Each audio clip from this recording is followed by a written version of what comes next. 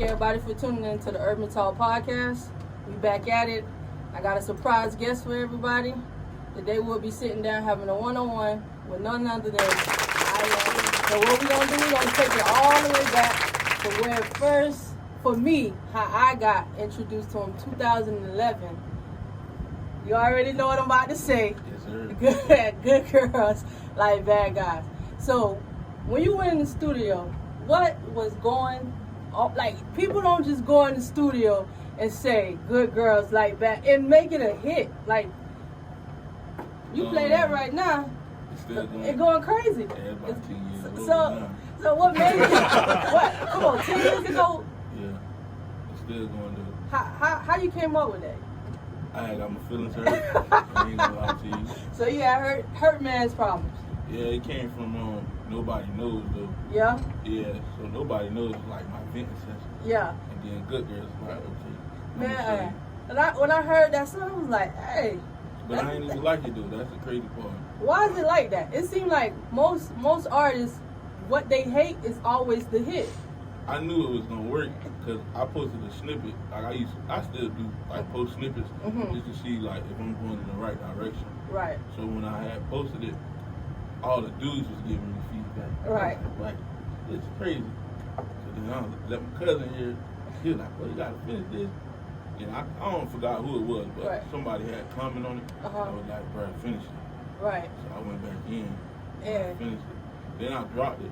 And I think like first month it did 10,000 plays on YouTube. I'm like, yeah, this him. That gotta be it. So how you keep that momentum going? Like now we in 2021. That came out 10 years ago. Yeah. And you still ain't reached his full potential. I'm getting. How do that make you feel when you know you have a hit? Like you know that's it, and then you turn the radio on and you hear something, and you like, man, that I know my song is better now. I know my music. I know my craft.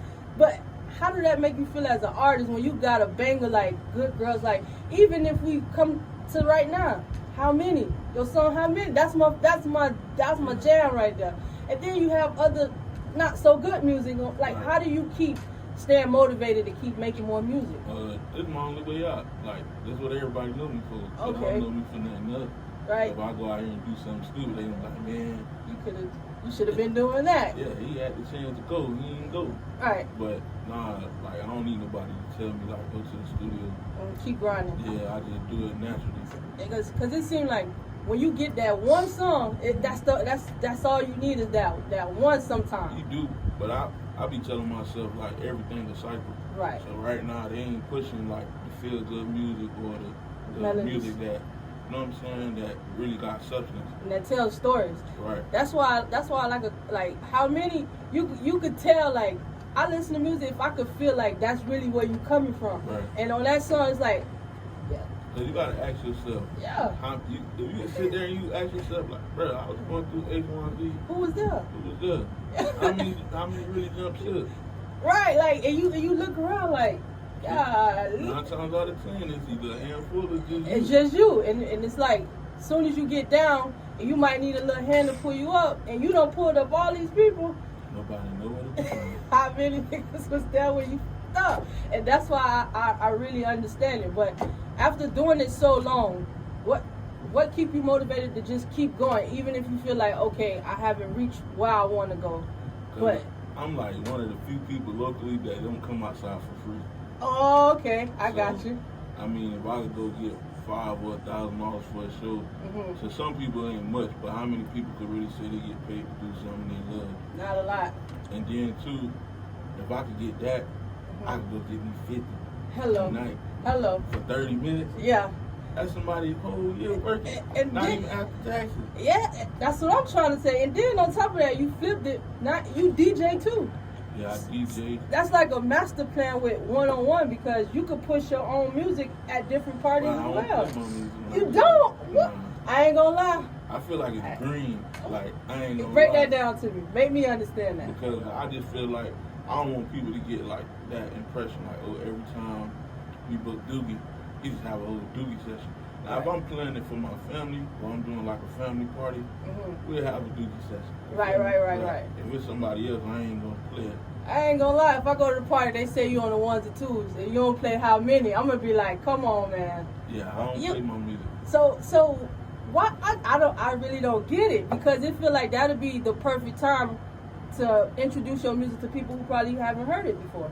I mean, yeah, that's true too, but I just be looking at stuff like, man, I want to move a certain way, and I don't want people to think like, they already think the way they think about me. Okay, I got you. I don't really want people to feel like, oh, well, damn, he DJing, all he want to do is play his music. Right. So I really, and then too, like, right now, with Rob passing away, you know, I'm like one of the few people they calling. So it's like, busy. Yeah. You're busy. You got to get there. So let me ask you, let's get off topic a little bit, but we both from small communities, neighborhood communities, and gun violence has gone. It's it's like every time we wake up, it's something. But a lot of people are like, oh, we need to give more money to police officers or put more police officers in the communities. I feel like that's not necessary, because what's going on, you could put $100 million in police. Nah, they ain't gonna. It's not gonna help. It's not even getting off track, but that's when, like, back in the days when I did the In My City record, Right. But I was trying to bring, like, the city. That was like really a way to bring everybody together in the music, you know? Right. You know, I took a chance. Niggas felt some type of way I did it, but I ain't care because it's music. Right. You know what I'm saying? And that's how a lot of people, like, rock with me because of music or whatever. So how you knew that was the right song to put for you and Bias to work on? Because, like, at that point, it wasn't cool to do nothing with nobody from nowhere. Right. So when I did it, I was like, man, I made the beat. Then I was like, man, I asked my sister to ask me. She's like, yeah, I'll do it. So we put her to the crib and knocked the verse out, and I sent it to Salt D. Right, and the rest was history. The rest was history. But that's another thing. You have a way of collabing with Lex as well. Yeah, it's like y'all know the perfect songs. She don't like singing. That's crazy. She don't like because that fooling around record is tough. Yeah, she the same one from Come Home. I know. It's like y'all have a chemistry, and it's not forced. It's like, how y'all know? How you? Because I see you post one time. You said, "Put me in the studio with y'all, get you where you need to go," or something like that. Anybody though. So what make you feel like that though? Because I got an ear for it. Okay. And I ain't like, you know, that's just like you got a brand. I'm pretty sure you're not gonna put anything out there. So even if it don't sound like it's supposed to, like when I go to the studio, that's like my getaway. I got you. Everything. I got you. So when it comes to music, I'm a whole different person. And you're right.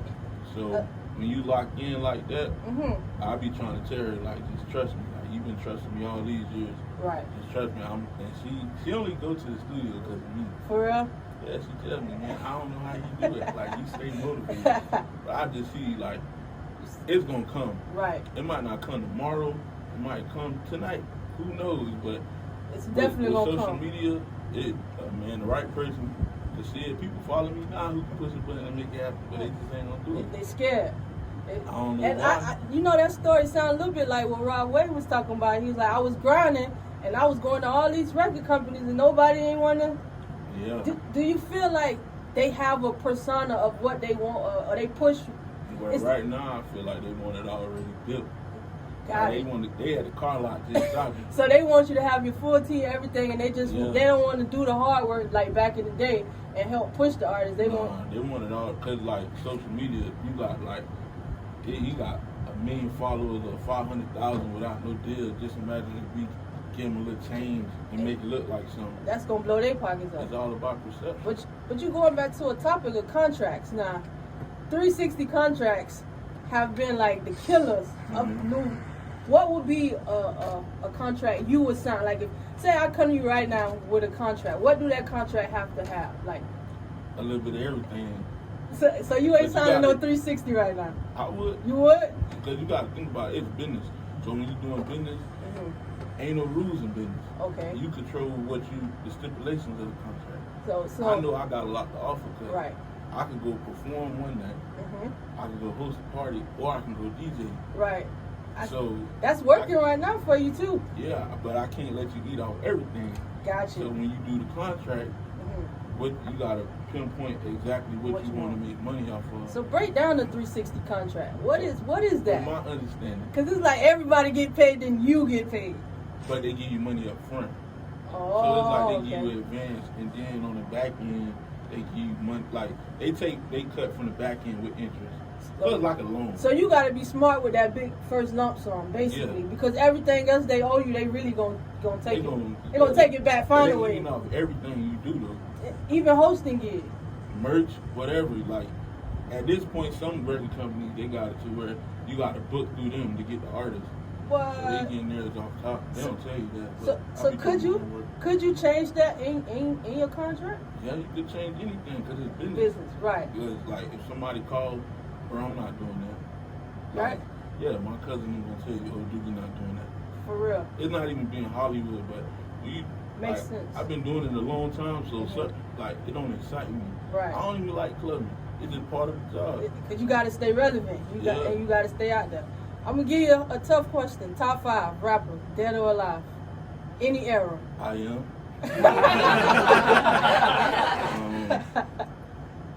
I don't really listen to other people. I ain't gonna lie, I just like music that sounds good. Right. But a lot of people make music, like I like the music before you get on. I hear you. You feel me? Because they be hungry. The melody, and you can feel it. Right. You know what I'm saying? Like when Rich Homie dropped that Still Going In, or when like EST he dropped that mixtape last year. I was riding to start scratching when Rich Homie dropped. Right. And before CDs start going away, you feel me? It seems like the music you make when you hungry is always your best music for some artists, not all artists, but it seems like, cause that's the grind, right? Like it's either this what you doing or you gonna fall back on something else. And a lot of times people grinding to be rappers or singers or whatever they do, if they don't hit, sometimes they fall back flat. Right. So if let's say 10 more years down the line, it ain't music haven't done for you what you wanted to do. What's the next? I'll be writing. I'm already writing, so I'll be writing. Speaking of writing, you ever had a placement with like other artists? I got one with the City Girls. What on which a mixtape? Trap Star mixtape. Oh, the album. Yeah. On what song that is? Trap Star. A little verse. Ain't that crazy. Nah, that's something big though. You wish you was act up. Yeah. But that's still big because that placed on the album. Yeah. And that's not easy for a lot of people because a lot of artists don't even write. You go in the studio, they gotta buy, No, they don't. But I mean, I got another one about to drop too. Yeah. With somebody. Yeah. I mean, I'm just trying to get my foot in the door. So how do you make these connections to even get the placement? Because I know it's not an easy. A lot of times, life is who you know. A lot of times. I ain't gonna lie. Yeah. Yeah, that's. One of my dogs, the car called me and said, I'm on shop. He called me and he was like, hey, they want you to come to the studio and write for the girls. I'm like, man, you tripping, man. Get out my phone. Like, bro, I'm dead ass serious. Yeah. I'm dead ass serious. I'm like, alright. We actually went. Them boys gave me like 5 songs. I'm like, yeah, we gonna have them done. I'm like, what? You was nervous. I wasn't nervous. I was like, let's do it. But I'm like, you gotta tap into a whole nother element. I'm a nigga. You feel me? And then you writing for 2 female artists, rap artists. I mean, nah, just her. Feel me? Okay. Just one of them, but it's still like uncomfortable in a sense. But it's just like I'm versatile because I make like hurt whole music. Oh, exactly. Yeah, you can curse. This Urban Talk podcast. This is our freedom. You speak what you want to speak. I make hurt whole music. Okay. That's what everybody like. Niggas gonna say, oh, do you make this whole record? Right. But if you really listen to it, it's like I try to cater to everybody. So it was easy, but it was hard.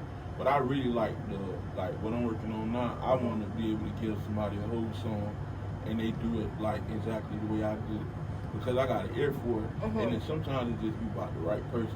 Right. You feel me? How do you know, like when you got that call and it's time to tap into that place? What do you do to get there? Like, yeah, I study. Right. I tell anybody, like, you got to do your homework. It's just like going to class. Right. How you gonna pass the class if you don't study? You gotta study. So I look at life like that. So when I went to to do it, I just listen to a bunch of their music, or I just listen to like some whole records and see what they talking about, like current time, what's in, what's trendy, or whatever. And then a lot of my music catches. Yes, it is, especially the melodies of it. That's the one thing I like about your music is because it always tells a story that you can relate to. Right. And it's like you know, even if that's not about you, you feel like, damn, yeah, like I could feel his pain. I could tell that he went through this, or he saw it, or he experienced it, or it's 9 times out of 10 in his relationships, I done went through it. Anything. Well, I'm gonna say 85% of it, and then if I hear like a story somebody tell me, I'll put it in my music, like what they've been through or how they feeling, because it's a way of, like, for me, that's how I been. Right. You know, music. I lock in over him. That's what the podcast, like when you ask why I started the podcast, this is like make me comfortable. This is my energy. This is my peace. Like speaking to people, shining light on artists, different entrepreneurs, different stuff. That's what gives me peace. This is what I block out. Like whatever's going on before this is my piece. But I want to tell you, thank you for doing the podcast with me, for the one-on-one interview, and I want to thank all of you out there for staying with us, tapping into this one-on-one interview with Veronica Nicole. I am Doogie, and we'll see you on the next one. But before I go, tell the people how they can find you. Oh, everything at I Am Doogie. You know what I'm saying? You Umug apparel. You know what I'm saying? Tap in with me, trying to book me, DJ, party, perform, whatever it is. Grab you a record, by the way. You know what I'm saying? And stream that on Tidal, Spotify, wherever you can find them at. Yeah, Fatware 3 out, Fatware 4 dropping November 6th. I want to appreciate you and I want to thank you for this. Oh, really?